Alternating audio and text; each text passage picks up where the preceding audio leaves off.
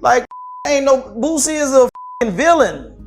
Dude went to his car by himself and walked down to the parking lot. People started saying someone set him up after bringing him to a loaded dice game with Jay Prince Jr. in Houston. But before we even get into that, let me break down how this whole situation went down. This story is wild. And hey, before diving in, make sure to hit that like button and subscribe, because what's coming next is unbelievable. This isn't just some random story. This is real street drama mixed with hip-hop power moves. We're talking about business, influence, and people moving in ways the public never really sees. Now let's talk about who Duke the Jeweler really was, because this man was more than just a guy who sold jewelry. He was the plug for some of the biggest names in the game. Duke wasn't your average jeweler. Nah, he earned respect in the Midwest the hard way. Built from the ground up, he worked with everybody, from up-and-coming rappers to pro athletes flashing championship-level ice. He was solid, humble, and respected. So one day, Duke gets a call from Boosie about creating a custom piece. Duke had done big projects before, but Boosie? That's a whole different league. A Louisiana icon with years of credibility behind his name.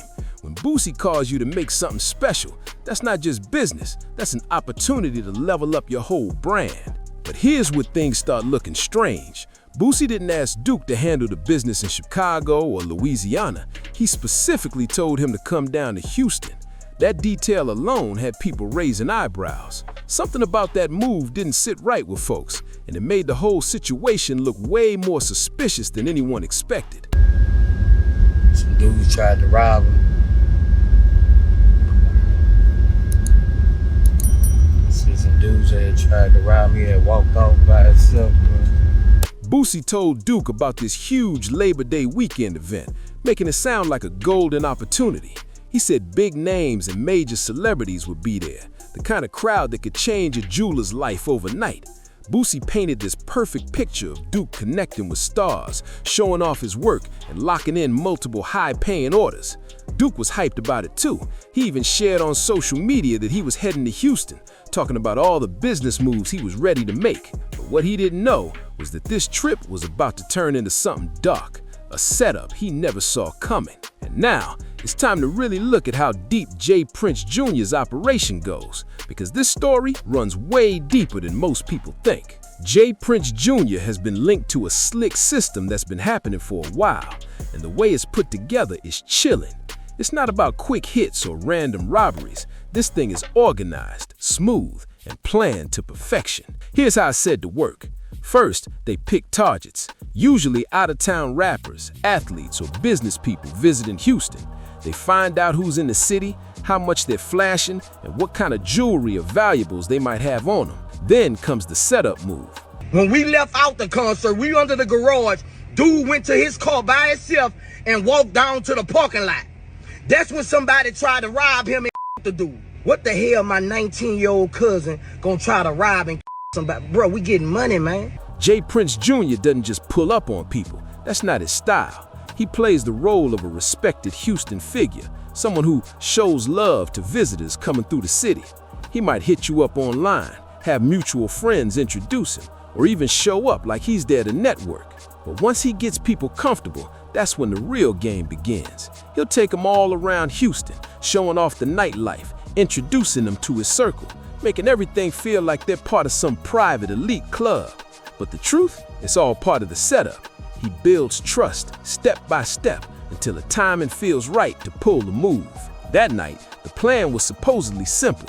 Let Duke win a few rounds first so he'd relax and start betting big.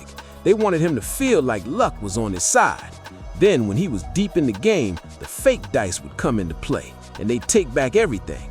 It was supposed to be smooth and quiet, just another business play before sending him back home empty-handed. But things didn't go how they planned, not at all. You think wake up and just choose Boosie to steal from? You don't think there's better people to steal from?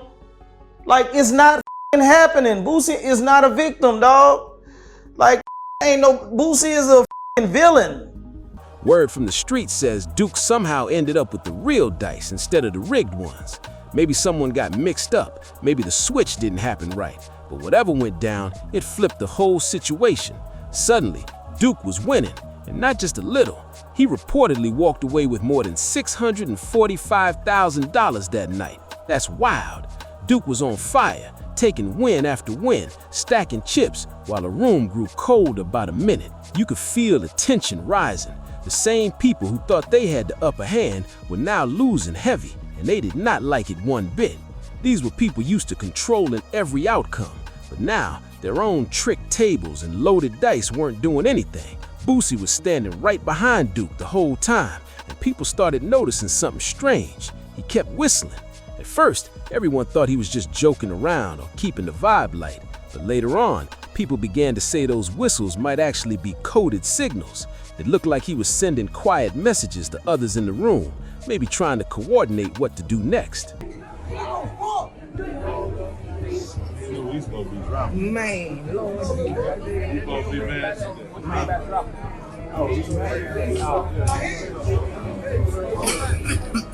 The wild part?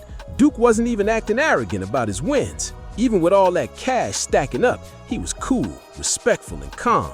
No bragging, no showing off, nothing like that. But in that moment, his biggest win might have been his biggest mistake. Because once Duke started taking everyone's money fair and square, the mood shifted hard. You could feel it. The air went cold. The same people who had been laughing and dapping him up minutes ago now looked serious and quiet. It was like a switch flipped. The friendliness was gone, replaced with silent frustration. They definitely weren't happy watching an out-of-town jeweler walk out with more than $500,000 in cash. According to what's been said online and in witness reports, things didn't just end there. There were talks afterwards, a private meeting between Boosie, J. Prince Jr., and a few people from their circle. The word is they wanted to figure out a way to get that money back without drawing attention. And what makes this even more disturbing is that they allegedly knew Duke would be at Boosie's concert the very next night. That gave him time to plan, to watch his movements, learn where he was staying, and set up what looked like a trap. These people turned the whole thing into a full-on operation. They had eyes on Duke all day, tracking every move from the moment he stepped out. And when they finally approached him in that parking lot, Duke wasn't about to freeze up. He tried to protect himself, but he was outnumbered and caught off guard. The attackers came ready, while Duke was just trying to make it to his car and get back to his hotel safely. The attack happened fast. No warning, no time to react. It was over in seconds. They took everything. The cash Duke had won at the game, his jewelry, everything he had worked for, and vanished into the night like nothing happened. And this is where Boosie's Hollywood performance kicked in. Right after the tragedy, Boosie jumped online acting shocked and emotional, posting multiple videos trying to separate himself from the situation. He spoke about how sad he was, saying Duke was a solid man and that he didn't stand for this kind of street drama. He played the role perfectly, calm, caring, and innocent. But the inconsistency started showing quick.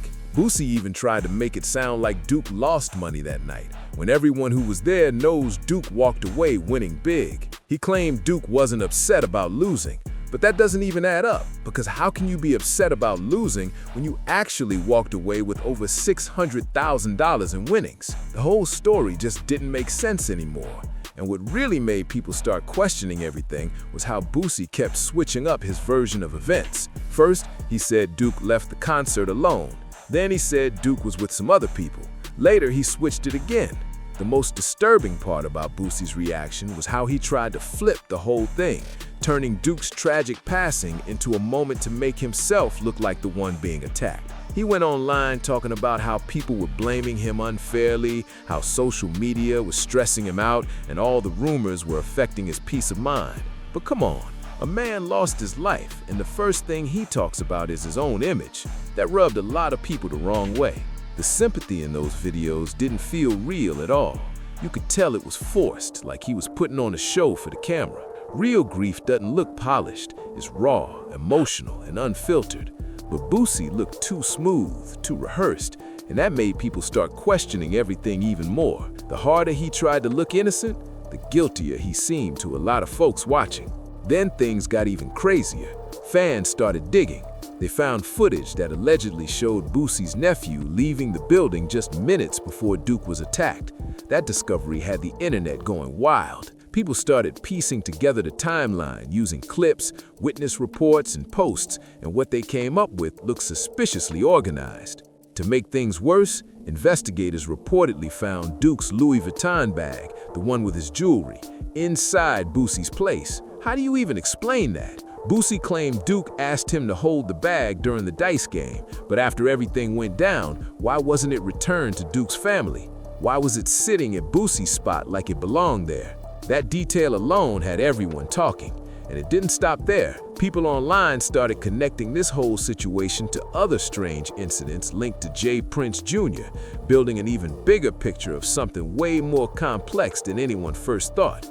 People online started connecting even more dots. They noticed a disturbing pattern involving out-of-town artists getting robbed or harmed after attending dice games in Houston. This wasn't some one-time thing. It looked like part of a larger, ongoing setup that had been happening for a while. And this is where Boosie's true colors started to show. Once the internet began piecing everything together and exposing details that lined up too perfectly, his whole attitude shifted overnight. He stopped acting like the sad friend and started sounding angry. Instead of staying quiet or letting things play out, he began lashing out online. That change in energy spoke volumes. It made people believe he was feeling the pressure. Boosie started dropping heated videos, calling out people on the internet, labeling them fake detectives and keyboard warriors. He was clearly frustrated that fans were connecting clues, matching timelines, and pulling up receipts that made him look suspicious. But think about it. If you're innocent, why get so mad at people for wanting justice for Duke? That kind of reaction doesn't look right. An innocent person would usually welcome people digging deeper. They'd be thankful that others cared enough to fight for the truth and to clear the air once and for all. But instead, Boosie seemed way more focused on defending himself and protecting his image. And things got even messier when his own family started turning on him. That's when it all got real. And here's where it takes a shocking twist. Boosie's own brother, TQ, stepped forward saying he had receipts that proved Duke was set up. When your own blood starts hinting that you're hiding something, that's when you know the situation's spiraling out of control. The two brothers had already been beefing for years over money and shady business deals. Court documents even claimed TQ had taken over $360,000 from Boosie's account and secretly helped one of his artists sign to another label behind his back. But this Duke situation made TQ break his silence in a way no one expected. He started dropping hints on social media, subtle posts, cryptic messages, saying he knew the real story behind what happened that night in Houston. He claimed Boosie wasn't as innocent as people wanted him to think, and that he had hard proof that could blow the whole story wide open. That sent the internet into a frenzy. And then here's where things went completely off the rails. People online started connecting this case to the tragic situation with Takeoff from Migos. Both of these situations, Duke and Takeoff, reportedly linked back to J. Prince Jr. Both of these situations, Duke and Takeoff, ended with young, successful men losing their lives over money and jewelry, and the similarities are impossible to ignore. The same story keeps repeating. Talented artists come to Houston, get invited to these so-called exclusive dice games, something goes wrong over money or ego, and tragedy strikes. That can't be brushed off as coincidence. It's a repeating pattern that feels way too strategic. It's like a setup hidden behind the glamour, a cycle that preys on outsiders who think they're walking into friendly games and networking opportunities. But once they're in too deep, things start to shift fast. And the scary part? We might not even know how many others this has happened to. Think about it. How many other artists or business people got caught up in similar situations but never made it home? How many families are still wondering what really happened to their loved ones after a night out in Houston? Commentators like Charleston White have been calling this out for years. He's been warning folks that the environment created by J. Prince Jr. and his circle isn't what it seems, saying the whole check-in culture might actually be a setup system disguised as respect and protection. According to him, it's a way to identify and monitor who's coming into the city, what they've got, and how they move. The Takeoff situation went down during a dice game where money and respect were both on the line. And guess what? The Duke case was the same type of setup. The parallels are too strong to ignore. Both cases reportedly involved the same inner circle, J. Prince Jr., his crew, and key Houston figures connected to underground gambling scenes. At this point, the public started realizing this wasn't just about one or two incidents. It was about a whole system that's been running under the surface for years. Houston's dice game culture, once seen as harmless fun among artists, was now being exposed as a dangerous trap for people coming from out of town. The energy shifted. Fans, influencers, and even a few insiders started speaking up, saying there's a hidden structure behind these so-called friendly games. People began sharing stories about how newcomers were pressured to check in before doing business or performing in the city. On the surface, it sounded like respect, but behind the scenes, it felt more like control. You had to go through certain people just to move safely, and if you didn't, things suddenly got risky. It's like there was an unspoken rule book that everyone in the industry knew, but never talked about out loud. Even artists who had been quiet before started dropping hints in interviews, saying things like, "You gotta know who to talk to in Houston, or it might get tricky." That line alone said a lot without saying too much. The fear was real, and people were finally realizing that what happened to Duke and Takeoff could happen to anyone who let their guard down in the wrong circle. Now, law enforcement and online investigators are both digging deeper, connecting evidence that point toward organized setups tied to these events. The public is demanding accountability, not just for Duke, but for everyone who's been caught in this cycle of fake friendship and hidden danger. This isn't just a story about dice games anymore. It's about power, manipulation, and a system that's been preying on success for too long. And the crazy part? Every day, new evidence keeps popping up, and it's starting to look like this web of connections runs way deeper than anyone ever imagined. The federal investigation into Duke's tragic passing might end up uncovering links that reach far beyond his case, possibly even connecting to Takeoff's situation and other unsolved incidents in Houston. Once investigators start pulling on one thread, sometimes the whole network starts to unravel. And right now, that's exactly what the hip-hop world is watching unfold, a moment that could shift the entire industry. According to reports, the federal probe is still active, but insiders close to the case claim that official charges could be coming soon. The evidence that's been collected so far paints a serious picture, and federal prosecutors don't move unless they're confident they can win. Boosie continues to insist he's innocent, but word on the street is that his legal team is quietly preparing for tough times ahead. When you've got federal agents digging into your business, that's not something you can talk your way out of. This isn't some small local case. It's a full-blown investigation that's pulling in everything from phone records to financial transactions. The streets are watching closely because this could shine a light on a whole system of organized setups and shady operations that's been hiding behind the music industry for years. If Boosie and his circle get officially charged, it could start a chain reaction. Other people might finally feel brave enough to come forward, sharing their own stories and exposing similar situations happening in other cities. That would be huge, and it could change how artists, promoters, and business people move from now on. Think about it. This case could reshape the entire culture around how artists protect themselves, who they trust, and how they handle business when they travel. It's forcing people to question that whole check-in culture, the idea that you've got to report to someone just to move safely in certain cities. Artists are finally starting to question whether checking in with local street figures is really about respect and protection, or if it's just a clever way for certain people to spot and target successful visitors. Big record labels and management teams are reportedly taking this seriously now, reviewing their security strategies and warning their artists to move smarter when traveling to certain cities. The industry is realizing that loyalty and safety aren't always the same thing. The era of blindly trusting so-called street legends might be coming to an end. This whole situation could trigger a wave of federal investigations across the country, looking into similar setups operating in other cities. If investigators manage to prove that there's a network of people working together to exploit wealthy or famous visitors, it could spark a massive nationwide cleanup operation, something the industry has never seen before. Houston's music scene might also be facing a huge shift.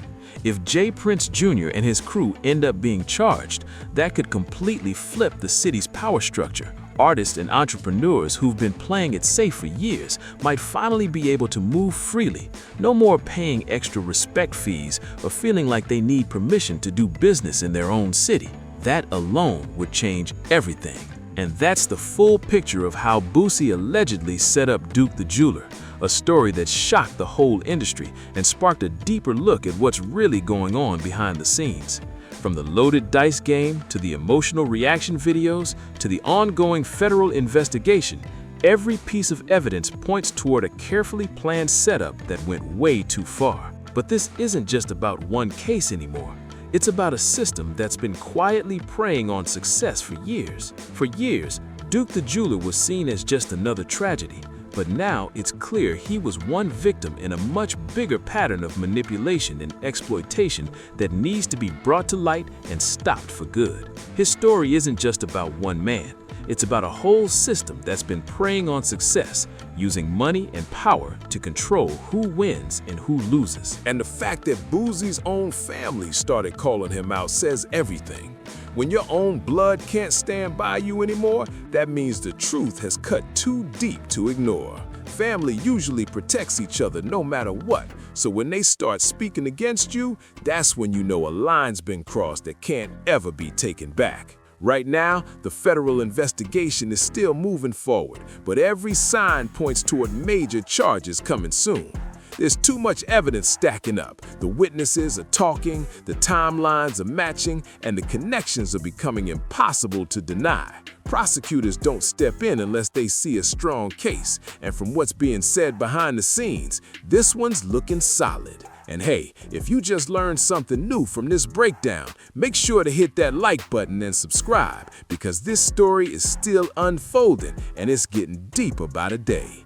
The streets are buzzing, and we're here to uncover what's really happening behind closed doors in hip-hop. This kind of investigative storytelling is the stuff mainstream outlets won't touch, but you deserve to know the full truth. So stick around, because in my next video, we're diving even deeper into the hidden connections and shocking twists that prove just how far organized influence has reached into the music industry. We're diving into stories that'll leave you absolutely speechless.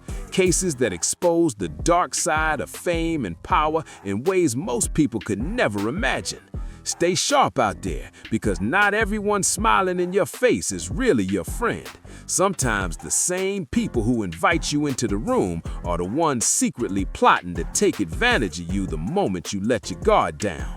Duke the Jeweler learned that the hardest way possible, and his story should stand as a serious warning to everyone moving in this industry. The truth always finds its way to the surface, no matter how hard people try to bury it. Boosie might have thought he could hide behind emotional videos and clever distractions, but the internet never misses a beat. It connects dots that most folks overlook. The push for justice for Duke is growing stronger every day, and when the truth finally drops, it's gonna shake the entire network of people who thought they were too powerful to ever be exposed. The feds are watching closely, the evidence keeps piling up, and the pressure is building on everyone involved. It's only a matter of time before everything that's been done in the dark comes crashing into the light. So stay tuned, because this story isn't over yet. And remember, whenever you're dealing with money, fame, or expensive jewelry, always be careful about who you let close to you.